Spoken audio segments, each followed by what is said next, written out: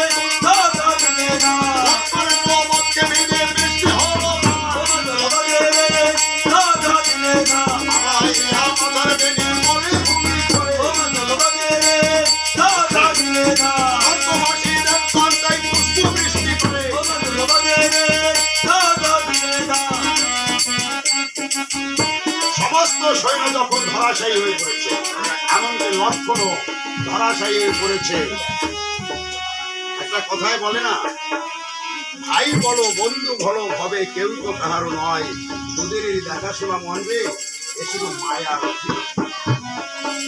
হবে। আসতো একটা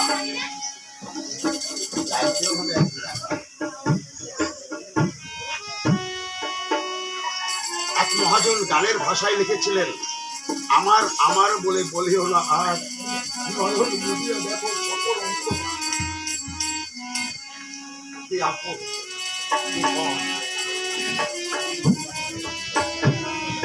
সকলকে একদিন চলে যেতে হবে, কেউ যাবে না মনে তোমার সাথে, একমাত্র এই হরিনাম ছাড়া, এই হরিনাম ছাড়া সাথের সাথে আর কেউ হবে না। আমার ছেলে, আমার মেয়ে, আমার স্ত্রী, আমার ভাই, আমার বোন, আমার মা, আমার বাবা,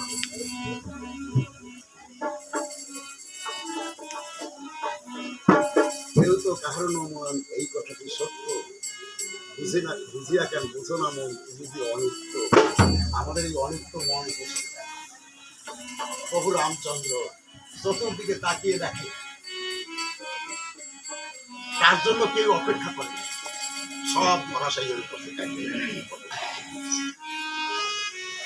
একমাত্র ভবের হাটে, ভবের মাঝে দাঁড়িয়ে আছে প্রভু রামচন্দ্র, আর কেউ জেগে নাই।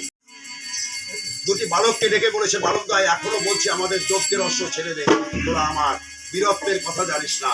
খুশি বলেছে, হে রামচন্দ্র, তোমার আর বীরত্ব দেখে কাজ নাই, অন্তত পক্ষে অযোধ্যার বংশে বাঁচি দিলে তুমি অযোধ্যায় ফিরে যাও।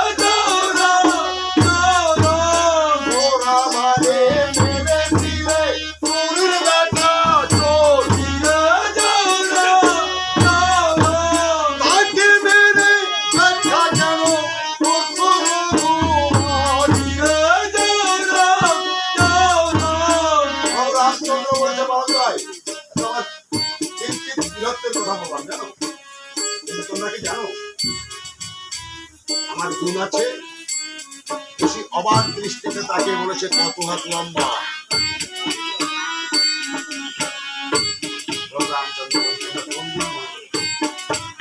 খুশি বলেছে, মহাশয় শুনেছি কোন দেশে নৌকায় গুণ টানা,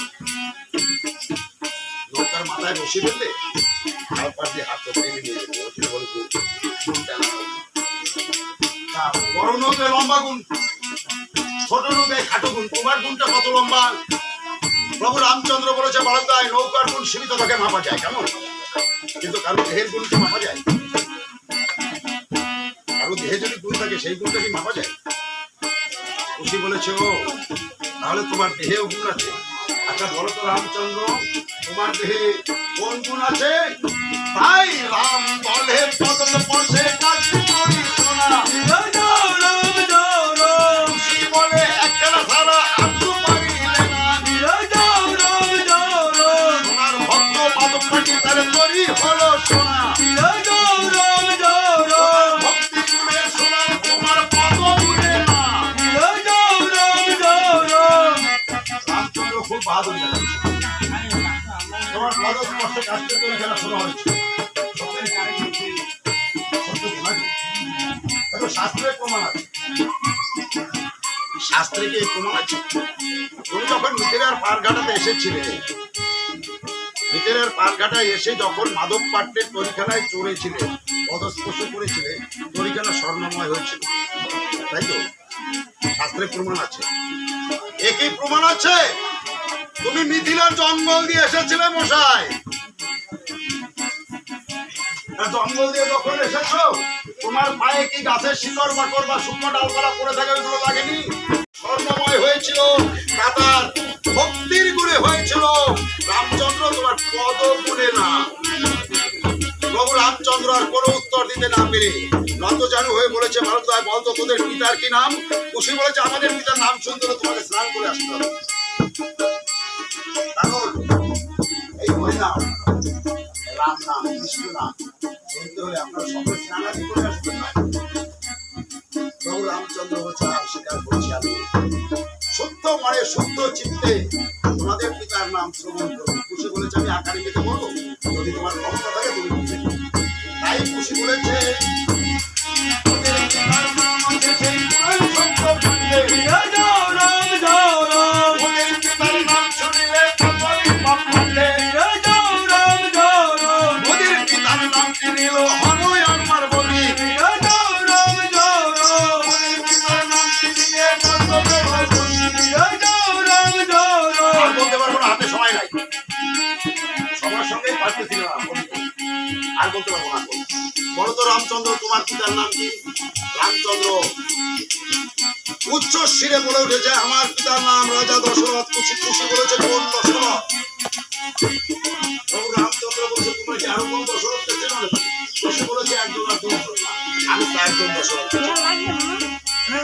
প্রভু রামচন্দ্র অবাক হয়ে বলেছে তোমরা চারজন দশরথকে চেনো? খুশি বলেছে এক একজন। এত দশরথ ছিল পুরো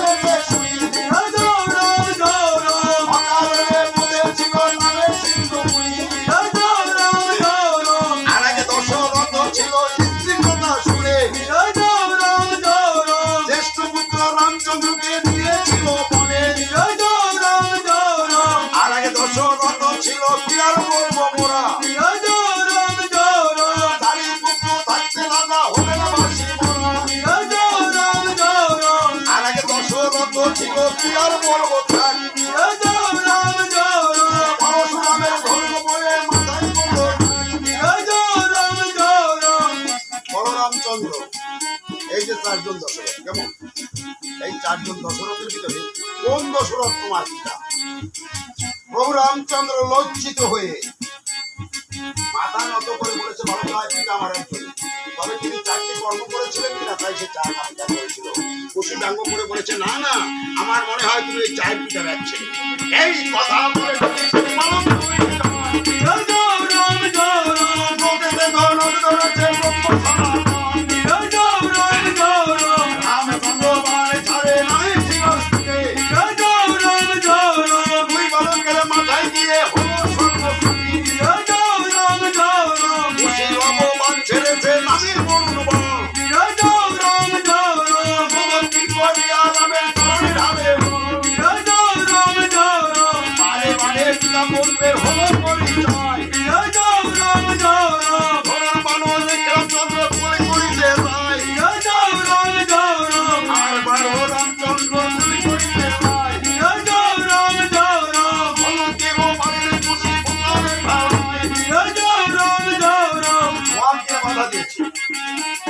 বলেছে খুশি এই রামচন্দ্র যার ছোঁয়ার কৃষ্ণ, আমার মনে হয় খুশি এই রামচন্দ্রই আমাদের পিতা হবে। খুশি বলেছে দাদা রণস্থল, এখানে মায়া নেই মমতা নেই, এখানে আছে শুধু কর্তব্য, এখানে আছে শুধু কর্তব্য। আর তুই বলছিস এই রামচন্দ্র আমাদের পিতা, ভাবলি কি করবি? একটিবার তাকিয়ে দেখে রামচন্দ্রের দিকে, আরেকটিবার তাকিয়ে দেখো আমাদের নিজেদের দিকে। এই রামচন্দ্রের সর্বাঙ্গে জ্বলছে রাজ আভরণ, রাজ আভরণ দিয়ে রয়েছে তার লজ্জা নিবারণ, আর আমাদের আমাদের বৃক্ষ পর্বত দিয়ে আমাদের রয়েছে লজ্জা নিবারণ।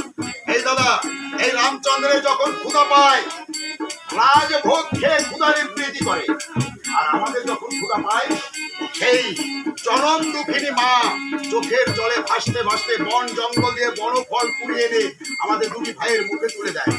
এই দাদা এই রামচন্দ্রের যখন নিদ্রা পায় সোনার পালঙ্কে গিয়ে নিদ্রা পায়, আর আমাদের যখন নিদ্রা পায় মা চোখের জলে ভাসতে ভাসতে শুভ্র পাতার উপরে মমতার অঞ্চল পেতে দিয়ে আমাদের দুটি ভাইকে শুভ্র পাতার উপরে